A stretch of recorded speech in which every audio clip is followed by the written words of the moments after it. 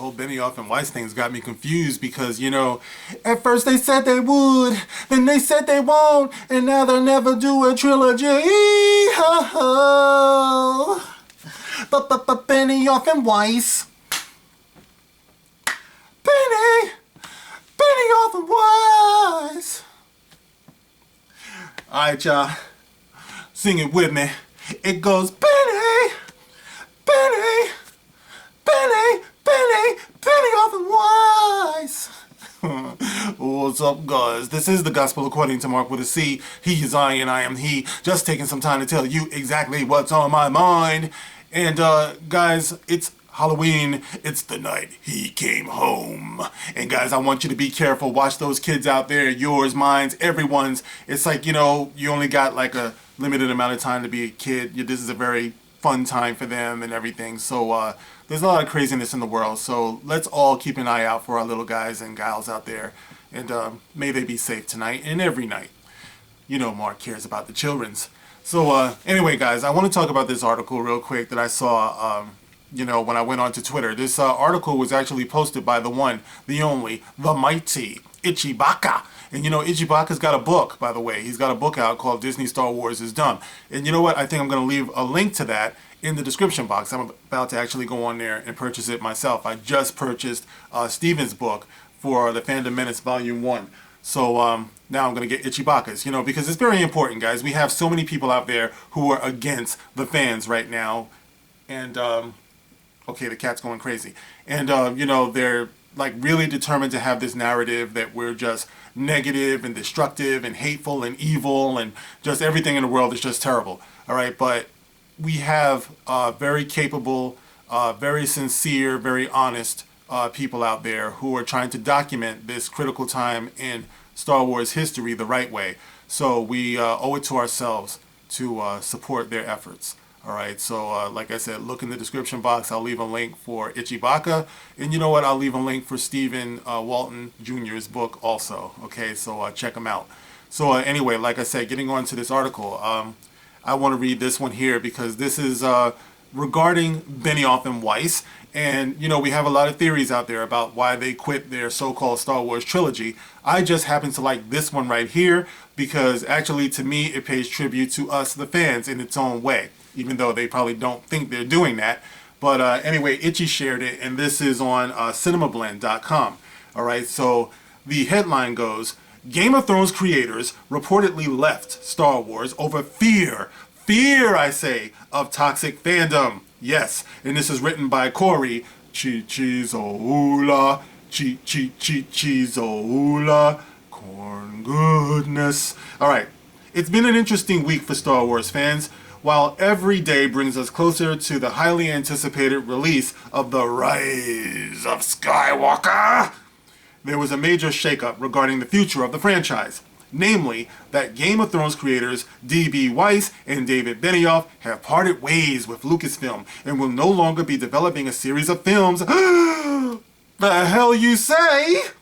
This was a serious shock to the fandom. A state of shock. Who remembers that? That was Mick Jagger and Michael Jackson. She put me in a state of shock. All right. So there was a serious shock to the fandom, and now we might have a better idea about why the filmmakers separated from the studio.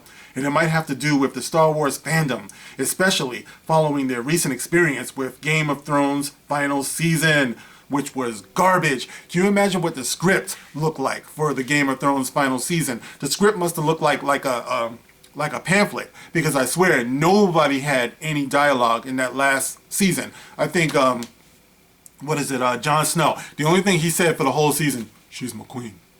She's my queen. She's my queen.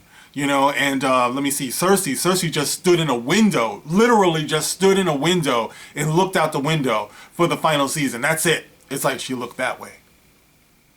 She looked this way. She looked up. She looked down. And then everything fell down on her. That was it. The only one who had any real substantial lines in that last season probably was Tyrion. And that was it. That's some serious writing for your ass, right? So anyway, getting back to the article. HBO's fantasy drama Game of Thrones was a pop culture phenomenon during its long run, but its 8th and final season was the subject of some serious backlash. Fans were unhappy with the show's pacing and plot twists.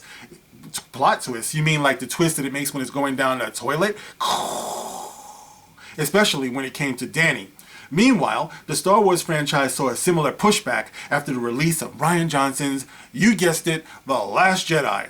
This pressure was reportedly a big reason why Weiss and Benioff parted ways with Lucasfilm, especially after recently feeling the heat from Game of Thrones watchers.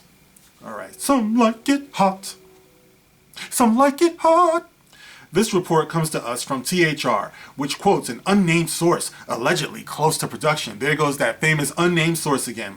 The source indicates that D.B. Weiss and David Benioff didn't want to deal with more backlash from potentially toxic fans, with that individual saying, "Who wants to go through that again? Not them." While this technically is unconfirmed, it would make sense. After all, Weiss and Benioff canceled their appearance at last year's San Diego Comic-Con, seemingly to avoid the angry fans in attendance. Do you smell that? What's that? I smell it. I smell pussy. Additionally, Weiss and Benioff recently took a new deal to produce content at Netflix. Does anybody still watch Netflix anymore? Which would have gotten in the way of their possible Star Wars trilogy. Lucasfilm's Kathleen Kennedy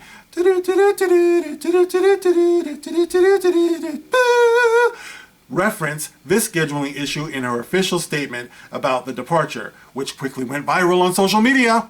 There's no way, no way the filmmakers could do both gigs at the same time, so they left the galaxy far, far away before making their official entrance. Hit the road, Jack. Alright, this latest development makes the future of the Star Wars franchise all the more unclear. J.J. Abrams' The Rise of Skywalker will wrap up the 9-film Skywalker saga. Stop telling that lie. It is not wrapping up the 9-film Skywalker saga. It's wrapping up this bastardized so-called trilogy. Alright, and trying in vain, might I add, to tack it on to what came before, to give it more oomph, because it doesn't have oomph on its own. So they had to go back, even though they had the nerve to write a line like, kill the past. Or no, forget the past. Kill it if you have to. You know, but every time you turn around, they're trying to go back to the past. Anyway, as for the space opera's future in theaters, the plans are a mystery to the public. Rian Johnson is set to develop his own possible trilogy of movies. It gets funnier and funnier every time I hear it. But he hasn't moved forward with that process since the announcement was made. After all, he's been busy shooting and promoting Butter Knives Out. Marvel's Kevin Feige will also be working on something set in the galaxy far, far away. But there's been no timeline provided. Well, luckily, there will be some new content coming on a small screen. Disney Plus will be releasing The Mandalorian when it launches, breaking history as the franchise's first live-action series. Additionally, Ewan McGregor will reprise his role as Obi-Wan Kenobi in an untitled series on the application. Star Wars The Rise of Skywalker will hit the theaters like a monkey throwing shit on December 20th. Alright guys, that's the end of that article. Alright, so anyway, like I said before, I kind of like that. I like the way it feels, you know what I mean? I like the visual of Benioff and Weiss leaving with a big size 15 boot, kicking their ass out the door because they're scared, you know what I mean? Like, of all the theories that I've heard, this might be the most untrue, but it's the one that I'm gonna run with because I like that. Yes, Benioff and Weiss, run far and run fast. And you tell everybody out there what you've been through. You let them know that before you come into our house, all right, before you come into our house, you better do your homework and you better pay your respect, because the Star Wars fandom is not like any other fandom in the world. We will hold you accountable for the shit that you do. All right, if you come in here disrespectful, if you come in here not knowing what you're doing, and you think that you're just going to sell whatever it is that you're doing just with the name Star Wars alone, well, Benioff and Weiss, you tell everyone that that's not true.